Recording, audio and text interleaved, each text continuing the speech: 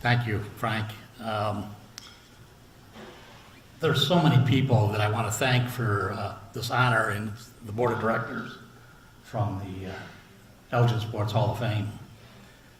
But there's a lot of other people that, when they talk about what I did, really it was a lot of other people and some people from this group here. I got started in Elgin youth football by a guy named Mike Bailey, who happens to be the 2013 recipient of the Victor Masi Award.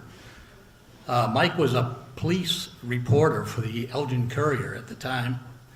Talked to a friend of mine who was a policeman, Pat McAtee, and said, we need a couple of coaches for a team called the Packers over on the east side. Well, at that time we had 6 football teams in Elgin.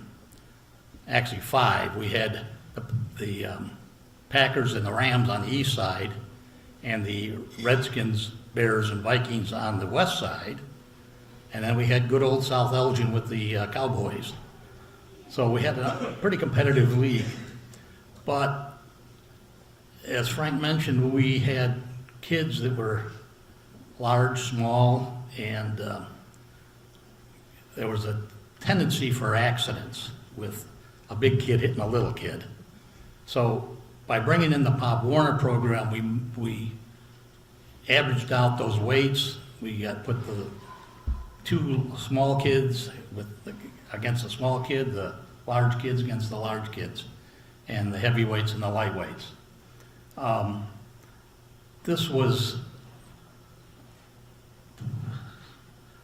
the first part of what Pop Warner was all about. Pop Warner is also has what they call the Little Scholars Program. And it was to bring academics and get the smartest cheerleader, the smartest football player, not necessarily the best, but to honor them also. For those of you that don't know, Pop Warner, the directors of Pop Warner are the owners of, right now, the 32 NFL teams. So all the owners meet yearly in Philadelphia and sponsor a banquet much like this, but they bring in 50 girls and 50 boys from all 50 states and honor them with a banquet. So this is what I tried to bring, that kind of influence into Elgin so we could professionalize it a little bit. The story of the Ducky Drake Field gets a little more interesting. There was a guy named Bill Farley. Bill's a member of this group. I don't know if he's here tonight, but Bill was finance director of U46, and they owned the locker rooms down at Drake Field. So I had an idea that we needed a concession stand, not so much to feed everybody, but to make some money to buy equipment we needed.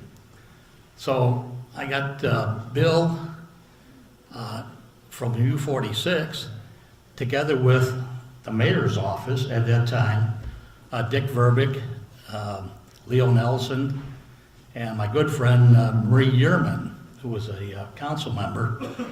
And we put together a program where they could transfer the building from U46 over to the city and Parks Department, and it cost us $1. So for $1, we made out pretty well. And then after that, thank you, city, the city of Elgin then put a new roof on the building for us.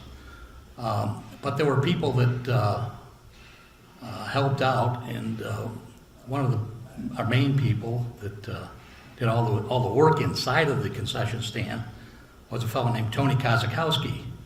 And Tony has 2 sons, Anton and Jimmy, who are also members of the Elgin Hall of Fame. And they came and kicked in and did a lot of work for the concession stand. So it wasn't myself, but there were a lot of people that I have to say thank you to that made all of this possible so that the future kids could have a program. So again, I want to thank everyone for honoring me. I was elected into the Semi-Pro Football Hall of Fame in 2005 for similar type things, volunteering. I have to say thank you also to my lovely wife Susan, who's here tonight, for allowing me all that time to volunteer, to do all these things, to get all this done for the city of Elgin. Thank you again.